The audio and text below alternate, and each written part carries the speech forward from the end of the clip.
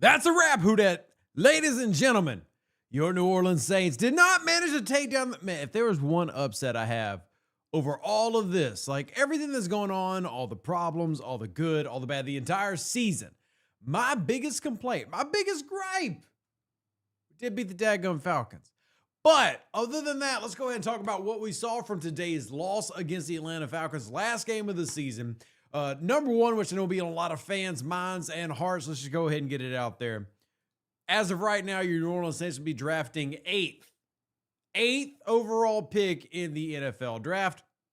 For those who care about such things, that is where you're currently at. You are the 8th overall pick in the draft after this loss. So Atlanta, which technically isn't going to get their pick because they traded it to LA, that pick is going to be 13th, which means Tampa's at 14, and the Carolina Panthers, who ends up winning the division thanks to us. There you go. Now, was it a good game? It was a pretty solid game. And to get out in front before anybody comes to me, I'm not going to cut Tyler Shuck slack for the fact that he was playing with 4th and 5th stringers. I feel like Shuck had a pretty solid game.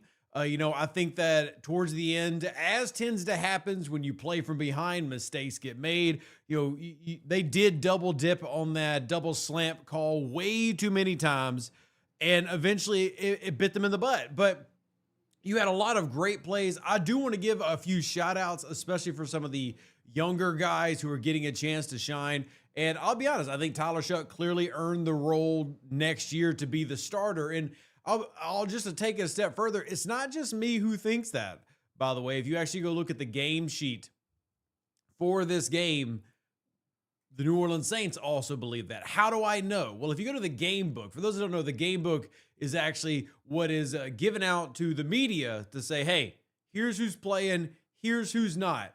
And if you notice on the game sheet, I just want to point out, if you needed any further proof that Tyler Shuck is officially the guy for the New Orleans Saints, and I'm not saying this is the first time, whatever.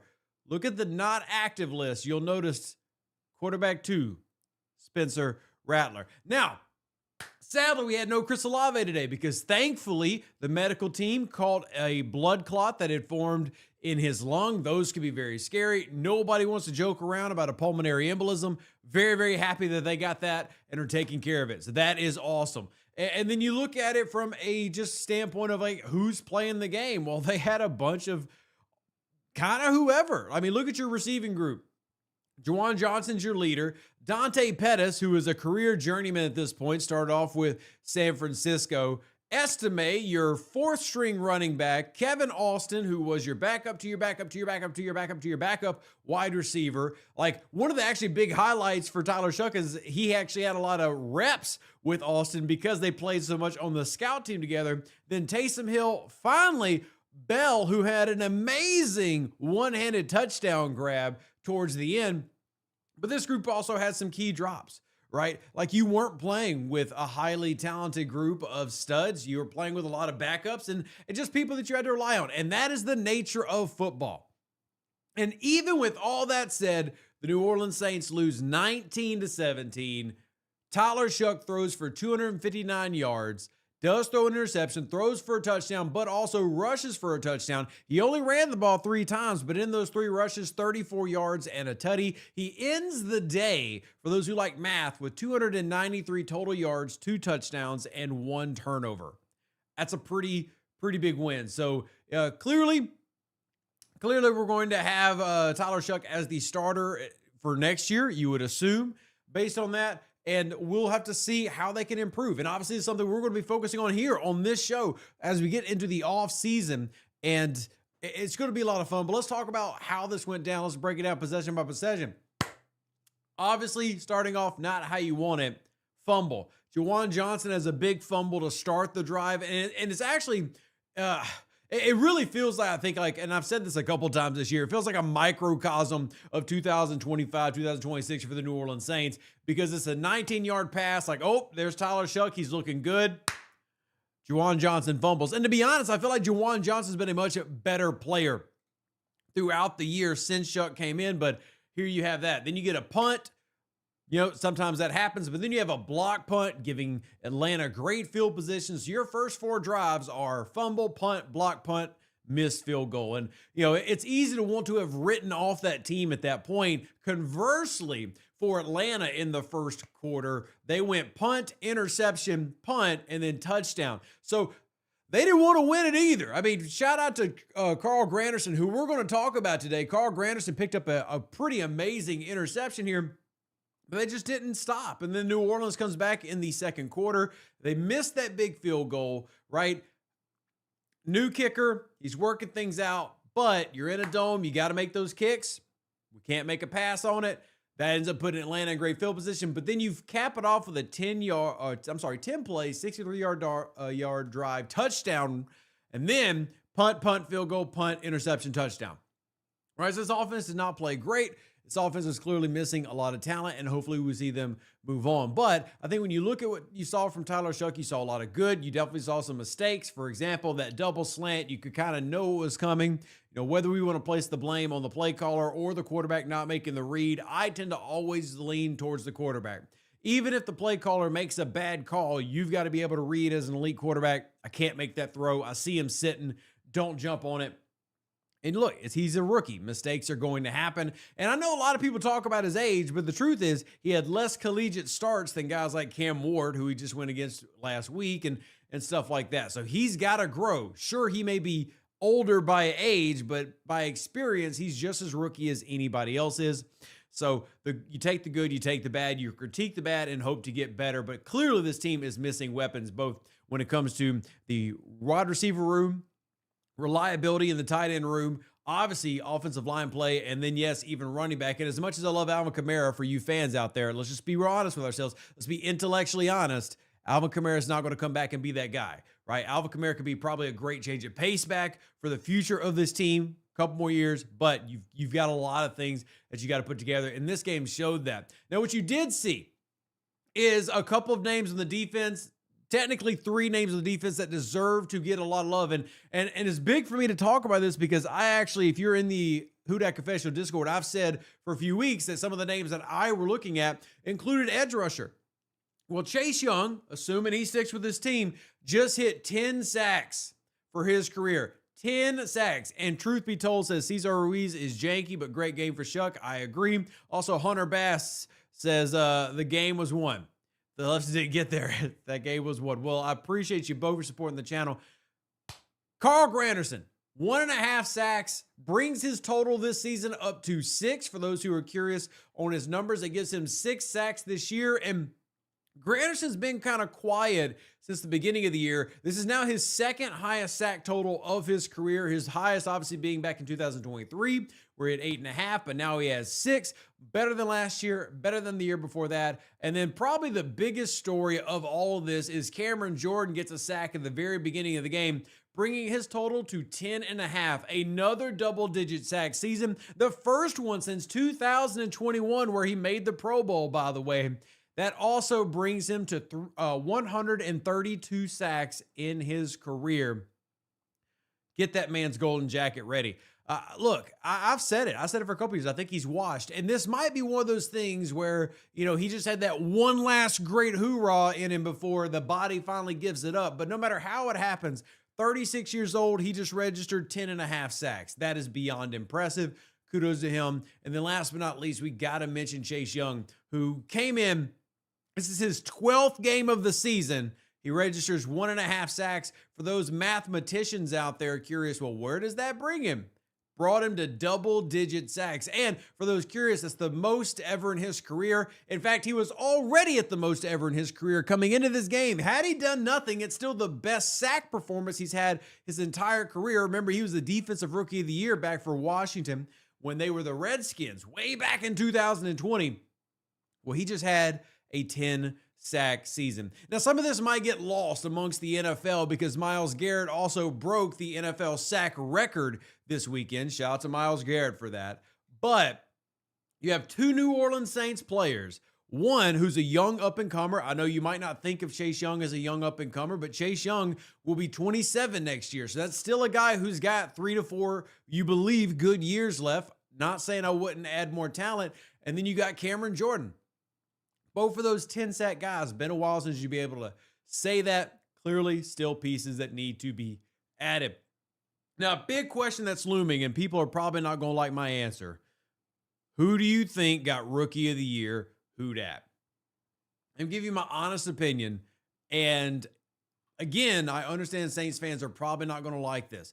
I think Shuck had a fantastic rookie season. Had he played, let's play the conjecture game. Had Tyler Shuck played an entire season of football, I really do believe he is hands down Rookie of the Year. I really do believe that. But if you're asking me right now, who would I have as Rookie of the Year?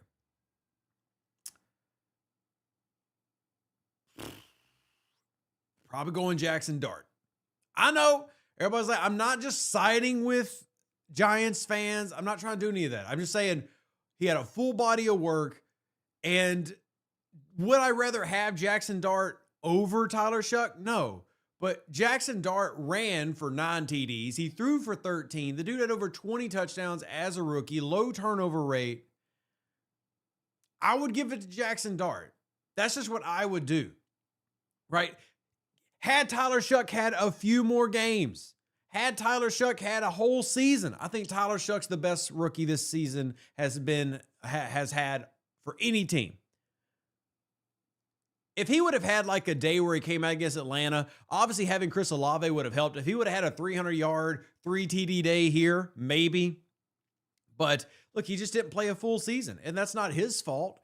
But that doesn't mean other guys haven't been really good out there. And there's even a wide receiver who maybe deserves a little bit of that love as well, because there's a wide receiver out there named Ted McMillan, who is a rookie, got 1,000 yards and 7 TDs, and he's 22 years old, and you got to be excited about that if you're a Panthers fan. So, anyway, that's where I'm at with it. Do I love Tyler Shuck? Yes, I can say without any doubt I am excited to have a guy that I feel a little bit confident in going into next year. And I do. I feel a lot more confident with Tyler Shuck going into 2026 than I did with Spencer Rattler. Y'all can go check my X account if y'all want to go pull my receipts. But in terms of who deserves it, Jackson Dart simply put up more film, more numbers, more everything. But if the New Orleans Saints and Tyler Shuck manage to get it, I won't complain, because I'll also say at the very same time I just said I would give it to Dart based on this season, who would I rather start next year with at quarterback? I'd rather start with Tyler Shuck. And if you remember, the New Orleans Saints played the New York Giants this year. And if you remember in that game, one of the things I was saying was like, man, look, watching Spencer Rattler and then watching Jackson Dart, I remember saying on the podcast, that guy looks like a franchise quarterback. And I was saying the opposite, as in like, I don't see it with Rattler, but that guy looks like a franchise quarterback. And I got a lot of hate for that one. But you know what? Is what it is. Is what it is. And that's a game we won, by the way. And I was still saying, man, Jackson Dart throwing a lot better ball. And we still won that game. So it is what it is, man. Everybody's allowed to come to the conclusions they want to come to, have the fun they want to have. But I am very happy after getting to watch a full half season of Tyler Shuck as starter. I'm looking forward to seeing him next year. And I think if you can surround him with more talent, the fact that, and again, this is not meant to be offensive to Estime and to Hull and to Pettis and to Austin and to Bell, but the guys that you see on the left side of your screen, that should not be who you trot out with a rookie quarterback. You deserve better weapons than that. And again, I'm not trying to be offensive to those players, but it's just one of those things where you can tell when a guy is better, right? There's just, for example, Bijan Robinson. Is anybody going to take Estime over Bijan Robinson? Of course not. But that doesn't mean that I don't like Estime. In fact, Estime has shown a lot of reason why you definitely keep him around next year. He's only 22 years old.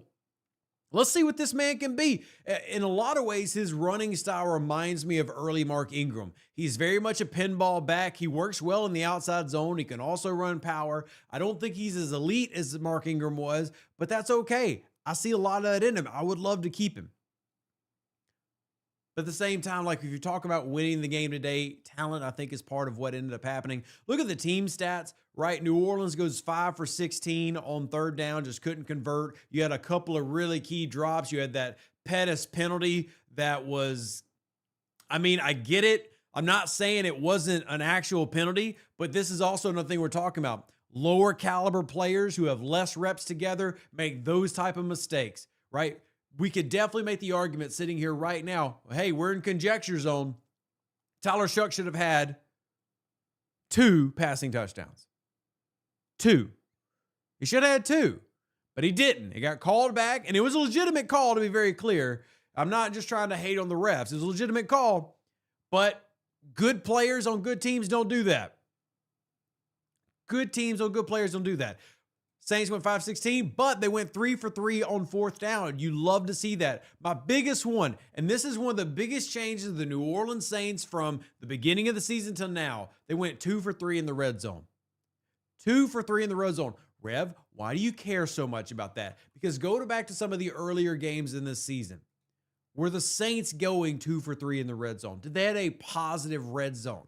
Well, I think a lot of fans here will remember that answer, but if you won't, we can go through and talk about that answer.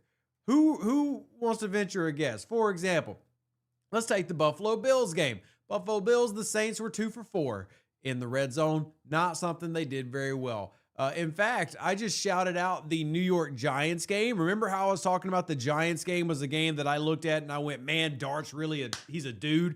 The New Orleans Saints in the red zone were 0 for 3 against the New York Giants, even though they won that game by double digits. It was the first Saints win of the season.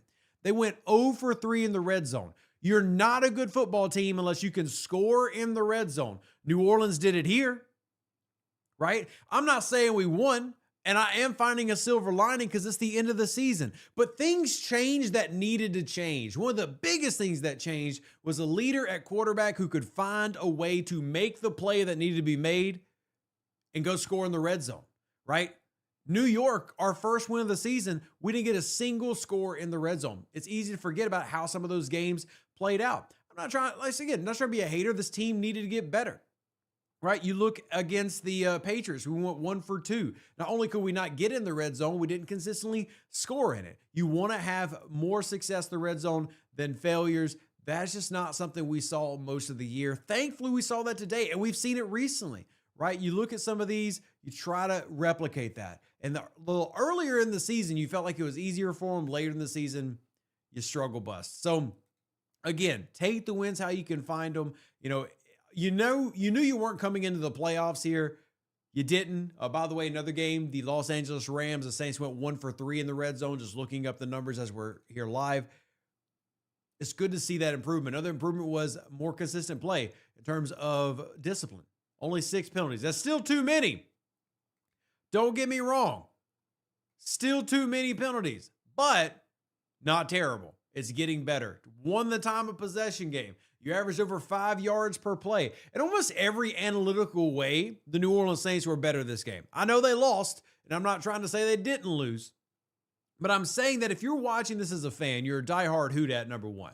And number 2, I know it sucks losing the Falcons because it's always Falcons hate week, and we just got swept by the Falcons. So I look, they're going to be able to talk trash to me all year long, and there's nothing I can do about it. There's nothing I can do about it. But it is what it is. Now, Uhl says that Dart played 13 games to Tyler's 10. Tyler has more passing yards, more better passing completion percentage, and Tyler won more games. There's one problem with your theory. Number one, you left out the fact that Dart has almost twice as many touchdowns and wins aren't a quarterback stat. I don't care if Tyler Shuck hadn't won a damn game in terms of his team hadn't won a damn game if he had put up 20-something TDs. That tells me that between coaching and player improvements, I've got a stud, right? I got a stud. And either way, I don't really think it matters who wins Rookie of the Year, y'all. It doesn't matter. What matters is, did you find the quarterback that you can start next year and believe that you can win? Yes. And in this final episode of the season, I want to give you as many silver linings as I can give you. For example, what's another silver lining? Well, let me swap this over to this page right here. You're like, Rev, why the heck would you show me the standings page? We know the Saints finished in last place. That's important. Remember, when it comes to scheduling, here's how scheduling works. You schedule, number one, your division. Duh. You also get scheduled an NFC division and an AFC division. But if you math those out, that does not equal 17 games. How do they fill in the rest of the games? What they do is they take your fourth place, in this case, opponents from the other divisions, and that's who you end up playing. So the silver lining of losing to Atlanta, again, we don't like losing to Atlanta ever. Not only does your draft position improve, but it also means that you have an easier job next year, right? That means that you're going against the New York Giants type of thing next year, the Arizona Cardinals next year, right? So it depends on how it goes. Now, again, that's a year from now, those teams could be entirely different. But when we're talking about setting yourself up, you try to take what you can and you go from there. I feel like the New Orleans Saints finished way stronger than anybody expected them to. And look what you got, right? You ended on a high note. You ended up winning 5 of your final 8 games. You lost a division rival by 2 points in their house. You'll take that. Whew. Rough, but we'll take it. Dupree says another year filled with injuries. We've got to do something about this. It can't just be bad luck at this point. I agree. I do feel like there's been something going on when it comes to the healing process of New Orleans, as in there seems to be very little of it. And that's no bueno. But I don't know the answer to that. Like, I can't watch film and tell y'all what fixes that. I can't. There's nothing I've got for it. All I can tell you, though, is that we got a couple of New Orleans Saints who got double-digit sacks right now, and we need to shout that out. We got a couple of New Orleans Saints who I'm excited to see next year, like Tyler Shuck, and we need to shout that out. 6-11 is very different. And if you tell me right now that you're leaving this 6-11 team feeling worse than last year, well, I don't really want to tell you. I don't know what to tell you. There's a complete different feel. And I know in terms of just numbers, there's no difference, right? You're 6-11 this year. You were 5-12 last year. You're still in 4th place. But let me give you my God honest opinion. I feel like we could have won 4 more games. I feel so different exiting this season than last season. I exited 2024 having very little hope for this year, but I was like, you know what? We'll see how it goes. I go into 2026's football season saying, hey, there's a reason to pay attention this offseason. There's a reason to really want to focus in on the draft. There's a reason to say, hey, the Saints, they could be somebody. It's no guarantee. I'm certainly not saying Super Bowl. But there's a reason to have a little bit of excitement, right? There's a reason to go, you know, this might not be too bad. And then when you go and take a look at next year in terms of salary cap, things like that, they're going to be able to make a lot of moves to, you know, find ways to, one, extend guys if they want to. You got Chase Young, who is under contract under next year. Now, he's got a big cap hit, but you got him, and then there's a potential out for 2027. But either way, you got Chase Young, who's just coming off his best season. If he can be healthy, that's a big thing. And then you also look at the year after that. Remember, the salary cap, a lot of people like to say the salary cap's a myth. It's not really a myth. It's just you can always borrow from the future, and that's kind of where the Saints are at. Like, in 2027, the New Orleans Saints are currently sitting on $140 million cap space. That does not include if the cap were to increase as it does every year. So as we're sitting here going, is the future bright? I think the future is bright. I am really, really excited for what we have right now. Obviously, it did not end how we wanted it to, but when you look at this game, you look at the guys who stood up. I thought Quincy Riley made some good plays. You're excited about him in the future. You know, Carl Granderson has sadly kind of like fallen in the shadows a little bit. I don't think it's his fault, but, you know, Carl Granderson is a guy that I think is a very good rotational piece who can be a starter. But if you don't need him to be a starter, that's okay. I'm very curious to see a couple of things that change this year. Like, for example, is Taysom Hill gone? Right? Is this it for Taysom Hill? Because Taysom Hill, I love you, buddy. I think you're great. And I mean that. I'm not like saying this out the side of my neck. I appreciate everything. But I think Taysom Hill's probably retiring after this year. Maybe he comes back, but if he does, he has to extend on a very team-friendly deal. The reason I brought this up is because this year, and again, this isn't to hate on Taysom. We can all agree Taysom has done some great stuff for us. But this year, Taysom Hill by himself accounted for 5% of our salary cap. That's not going to happen next year, regardless of if he re-signs or not. That's not happening, right? So all the things that we're looking at, this is a team that seems to be on the ascension, and I think that there's an argument to make for excitement, even if we don't need it. Now, we still got a lot of pieces we need. We need a left guard. We need a center of the future. We need a right guard. We need a running back of the future. We need a wide receiver of the future. We still could use a number one corner. We still could use another good safety.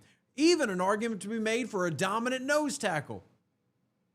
I'm not oblivious, okay? I don't want anybody to take the things that I'm saying that I'm just trying to pump smoke up y'all's butt and tell you that everything's gravy. I am telling you, though, that you got a quarterback that you can believe in, right?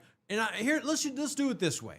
Obviously, this is getting really, really, really deep into the hypotheticals, and you got to be very careful when you get into the hypotheticals. But this year, he did not start all year, but let's just say if Tyler Shuck started the entire season, what could that have looked like if we take what he's done so far in the 9 starts that we saw? So he technically played in 10 games, but he only started 9. So he threw for 2,384 yards in 9 starts. Well, let's just go ahead and divide that by 9. That means that he's averaging 264.8 yards a game. Multiply that by 17. That means that he would have been a 4,500 yardage guy. He also ended up throwing for 10 touchdowns. So let's just say 1 a game. I would say it's easy to say conservatively he's going to be around the 20 TD mark. If nothing else, if you include the rushing touchdowns, which he got another one of those today. He should have had 2 passing touchdowns today, but he got another rushing touchdown today. This is a guy that you could see having 25 to 30 touchdowns total next year, as well as 4,500 passing yards. Y'all have been waiting for that type of quarterback for a long time. Now, again, we're deep in the conjecture round, buddy. We're basically playing Madden at this point. But there's a reason to believe it's possible, because the Tyler Shuck that you just watched did this with Kevin Austin as a starting wide receiver, Dante Pettis as a starting wide receiver, Cesar Ruiz in and out at starting guard, Radens in and out as a starting guard, right? He did this with a completely torn apart team. And he still managed to put up top 15, top 20 numbers, depending on how you're looking. The big one for me is completion percentage. But not just completion percentage, because a lot of people get tied up on completion percentage. Spencer Rattler was a completion percentage guy. But there's a difference when the completion percentage is coming from a much deeper target range. Whereas today you saw Tyler Shuck average 7.5 yards per attempt. That's a big difference. That matters. In fact, how does it matter? Well, Spencer Rattler was averaging 6 yards. Tyler Shuck's averaging 7.5, right? That's a jump. That shows that the whole field is available.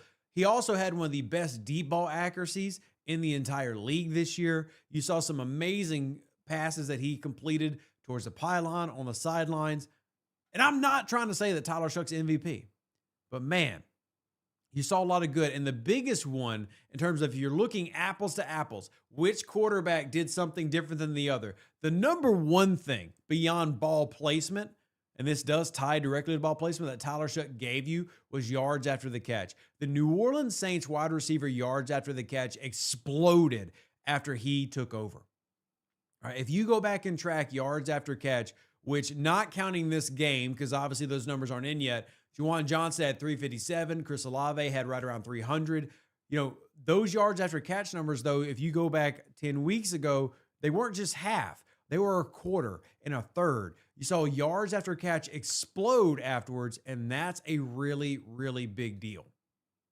So if you're the New Orleans Saints, you just simply have to build around all the good that you found and find a way to find success, and continue that. And Coach Moore, I can't say I'm still sold on him, but I do really appreciate that we ended in a far better situation we started.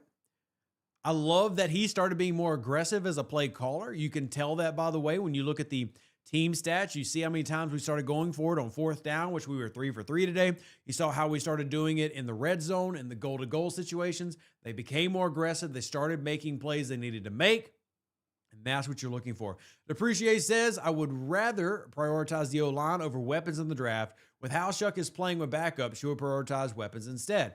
I think the answer is both, right? I would say this, though. Like, if you could build the dream world, feel free to hop into Madden and do this. In the dream world, you pick up veteran offensive linemen and young studs at skill positions through the draft. Why do I say it that way?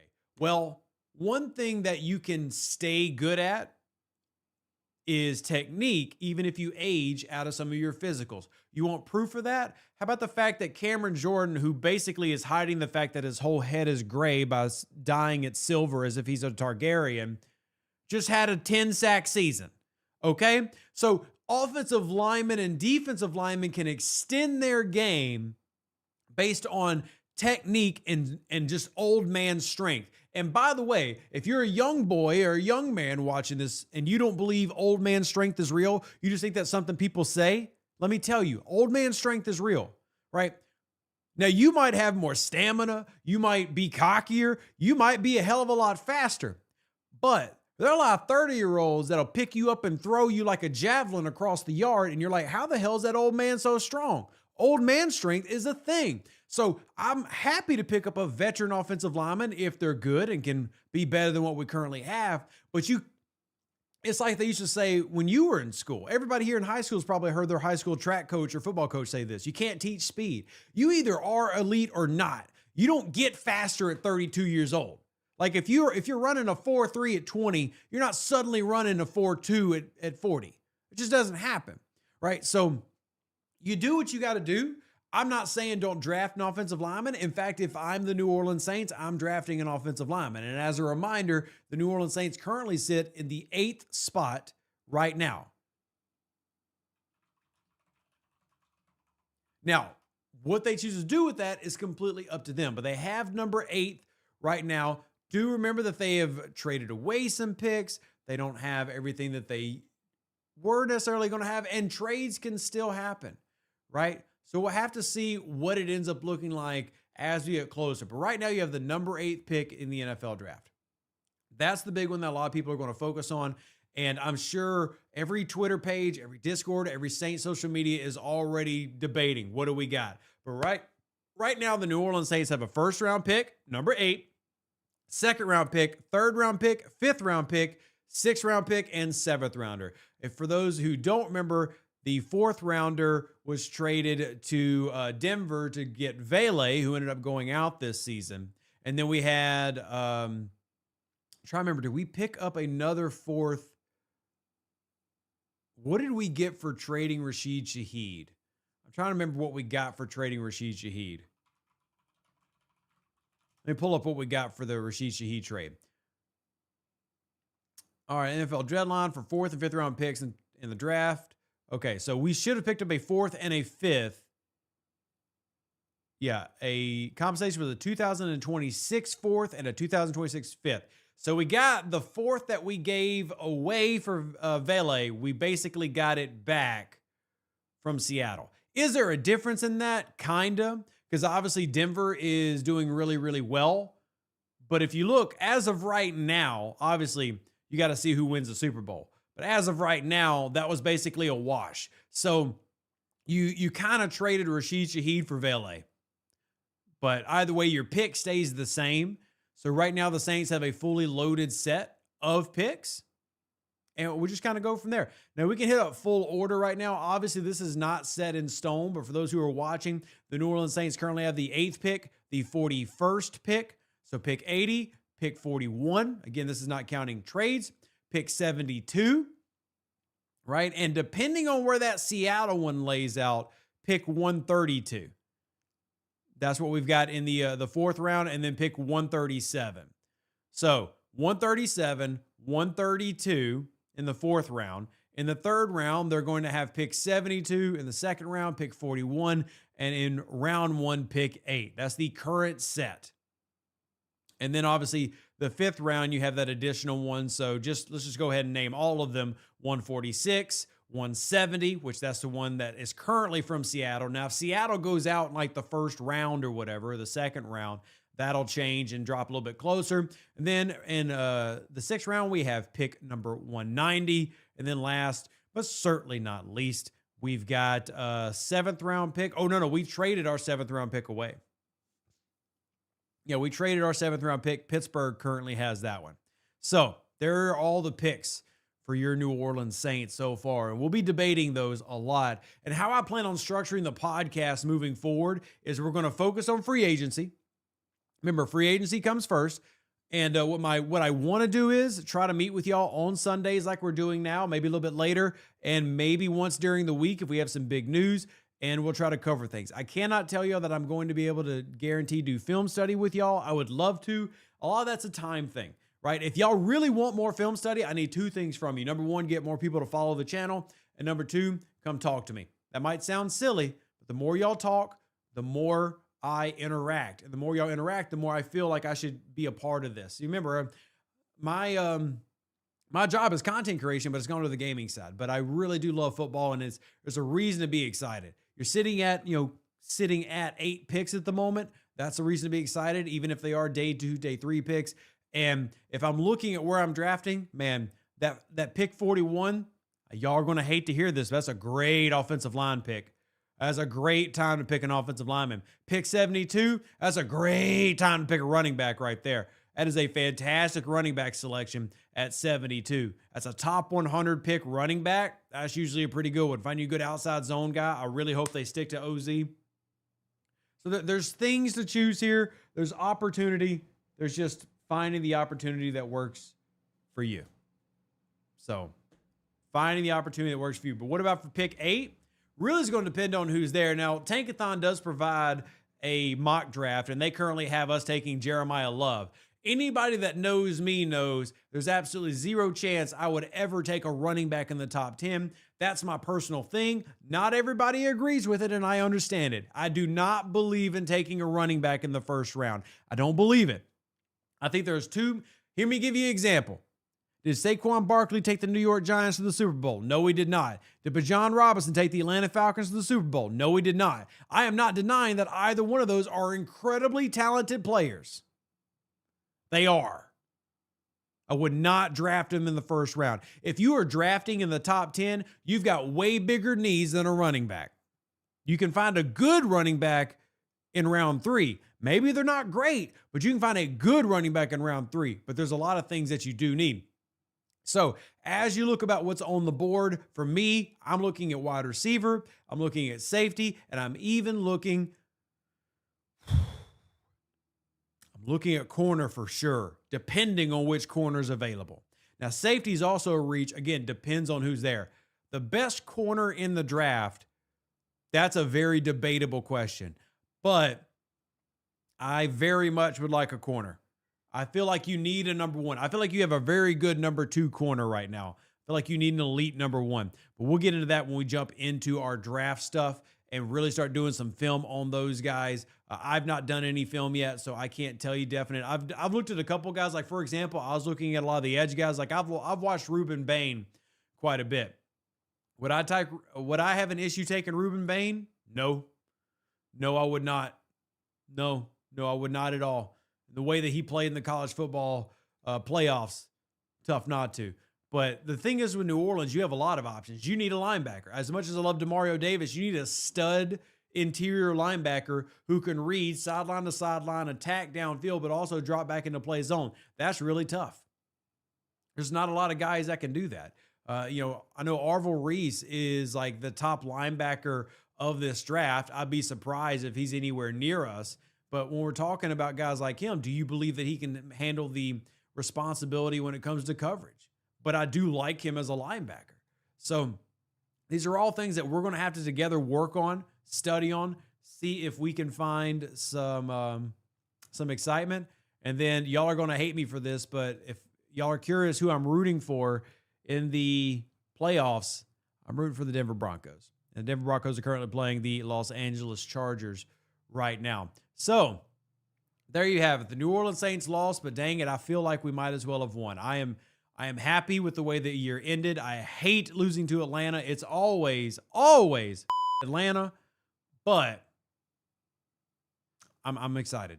I really am. I think that there's a lot of reasons to be excited with Tyler Shuck. There's a lot of reason to be excited about some of the young guys that we have found here. It's just all about being healthy. Can't wait to do more of these shows with y'all so we can cover that. But I got to wrap it up. Who Dat, God bless. I appreciate every single one of y'all. Thank y'all for being part of my Who Dat family. If y'all have any questions, drop them down in the comment section down below. We'll wrap it up. We'll see you then. I can't wait for the comments to call me an idiot for the fact that I talked about Dart positively. But hey, the internet's the internet. People going to talk. See you then.